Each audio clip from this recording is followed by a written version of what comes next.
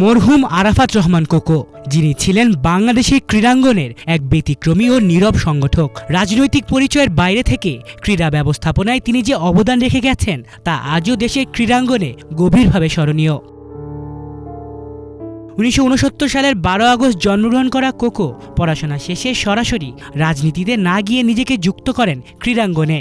শুরুতে যুক্ত ছিলেন ঢাকা আবাহনী ক্রীড়াচক্রের সঙ্গে, পরে এমন এক সময়ে বাংলাদেশ ক্রিকেট বোর্ডের দায়িত্ব পালন করেন যখন দেশের ক্রিকেট ছিল কাঠামোগত সংস্কারের মুখোমুখি।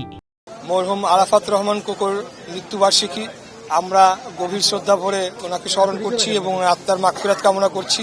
মরহুম আরাফাত রহমান কোকোর অবদান, ক্রীড়া ক্ষেত্রে ওনার যে অবদান রয়েছে সেটা যথেষ্ট পরিমাণে, সেটাকে আমরা মূল্যায়ন করতে পারি নাই। বিশেষ করে বিগত ফ্যাসিবাদের আমলে আপনারা দেখেছেন যে ওনাকে দেশান্তরী করা হয়েছিল এবং সেখানেই তিনি মৃত্যুবরণ করেছিলেন। উনি পরিবারের যে সান্নিধ্য সেটি পান নাই, ওনাকে এক প্রকার মৃত্যুর মুখে ঠেলে দেওয়া হয়েছিল। এর পাশাপাশি ওনার যে অবদান ক্রিকেট সহ বিশেষ করে ক্রিকেটে, সেটাকে ঠিকমতো মূল্যায়ন করা হয় নাই। তো আমরা গভীর শ্রদ্ধা ভরে স্মরণ করি এবং ওনার যে ক্রীড়াঙ্গনে ওনার দেখানো পথ আমরা ভবিষ্যতে অনুসরণ করব যদি আমরা সরকার গঠন করতে পারি ইনশাল্লাহ। আমরা তো অবশ্যই আমরা ওনারকে সবসময় আমরা স্মরণ করি, বিশেষ করে ক্রীড়াক্ষেত্রে ওনার যে অবদান সেটাকে আমরা প্রতি বছর গভীর শ্রদ্ধা ভরে কিন্তু আমরা পালনও করি এবং সেটাকে অনুসরণও করি। তো অবশ্যই আমরা যদি আগামী দিনে সরকার গঠন করতে পারি, ওনার যে স্মৃতি সেটা তো ধরে রাখার জন্য আমাদের সর্বোচ্চ চেষ্টা থাকবে এবং ওনার অসমাপ্ত কাজগুলো শেষ করার জন্য আমাদের সর্বোচ্চ চেষ্টা থাকবে। ধন্যবাদ। 2002 থেকে 2005 সাল পর্যন্ত বিসিবিতে দায়িত্ব পালনকালে ক্রিকেটকে রাজনীতিমুক্ত ও পেশাদার কাঠামোয় গড়ে তোলার চেষ্টা করেন শহীদ প্রেসিডেন্ট জিয়াউর রহমান ও সাবেক প্রধানমন্ত্রী বেগম খালেদা জিয়া দম্পতির ছোট ছেলে কোকো। তার তৈরি পাইপলাইনে দেশে ক্রিকেটে আসেন সাকিব, তামিম, মুশফিক, শুভাগত হোম, এনামুল হক জুনিয়রের মতো প্রতিভারা। বিসিবির ডেভেলপমেন্ট কমিটির চেয়ারম্যান হিসেবে তিনি বয়সভিত্তিক ক্রিকেটকে আমূল পরিবর্তন করেন। হাই পারফরমেন্স ইউনিট চালুর মাধ্যমে ভবিষ্যৎ ক্রিকেটার তৈরির একটি সুসংগঠিত পাইপলাইন গড়ে ওঠে তার হাত ধরে। ব্যক্তিগতভাবে দ্বিতীয় বিভাগে ডিওএইচএস ক্লাবের হয়ে ক্রিকেট খেলা কোকো দেশের ক্রিকেট অবকাঠামো উন্নয়নেও রাখেন ঐতিহাসিক ভূমিকা। বর্ষা মৌসুমে ক্রিকেট বন্ধ থাকার সমস্যা সমাধানে 2004 সালে তিনি মিরপুর শেরেবাংলা ক্রিকেট স্টেডিয়ামকে জাতীয় ক্রীড়া পরিষদের কাছ থেকে ক্রিকেটের জন্য বরাদ্দ নেন।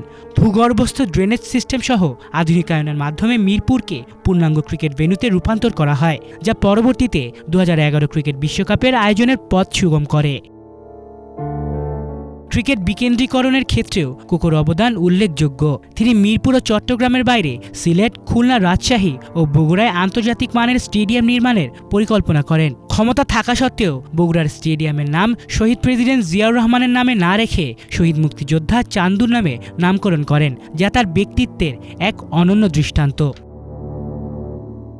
ক্রিকেট অস্ট্রেলিয়ার সঙ্গে ব্যক্তিগত সম্পর্ক কাজে লাগিয়ে তিনি বাংলাদেশ ক্রিকেটে বিদেশি কোচ, ট্রেনার ও ফিজিও আনার ধারার সূচনা করেন। বোর্ডের পেশাদার কর্মকাণ্ডে ক্রিকেট অস্ট্রেলিয়ার সহায়তা নিশ্চিত করেন তিনি। এসব কাজ করলেও কখনো প্রচার বা বাহবা নেওয়ার চেষ্টা করেননি। 2004 সালের অনূর্ধ্ব-19 ক্রিকেট বিশ্বকাপ আয়োজনের পেছনেও ছিল কোকোর গুরুত্বপূর্ণ ভূমিকা। প্রতিকূল রাজনৈতিক পরিস্থিতি ও দেশব্যাপী কর্মসূচির মধ্যেও সফলভাবে টুর্নামেন্ট আয়োজন করে বাংলাদেশ, যা আন্তর্জাতিক অঙ্গনে প্রশংসা কুড়ায়, যার নেপথ্য কারিগর ছিলেন কোকো। 2007 সালের রাজনৈতিক পট পরিবর্তনের পর বিভিন্ন মামলার কারণে তাকে দেশ ছাড়তে হয়। চিকিৎসার জন্য মালয়েশিয়ায় অবস্থানকালে 2015 সালের 24 জানুয়ারি হৃদরোগে আক্রান্ত হয়ে মৃত্যুবরণ করেন আরাফাত রহমান কোকো। তার মৃত্যুতে দেশের ক্রীড়া ও রাজনৈতিক অঙ্গনে গভীর শোকের ছায়া নেমে আসে। মৃত্যুর পর তার জানাজায় লাখো মানুষের অংশগ্রহণ প্রমাণ করে কতটা ভালোবাসা ও সম্মান তিনি সাধারণ মানুষের কাছ থেকে অর্জন করেছিলেন। প্রচার বিমুখ, সাদাসিধে এই ক্রীড়া সংগঠক আজও বাংলাদেশের ক্রীড়াঙ্গনে এক অনন্য নাম হয়ে স্মরণীয় হয়ে আছেন। আলিফ চৌধুরী, বাংলা ভিশন।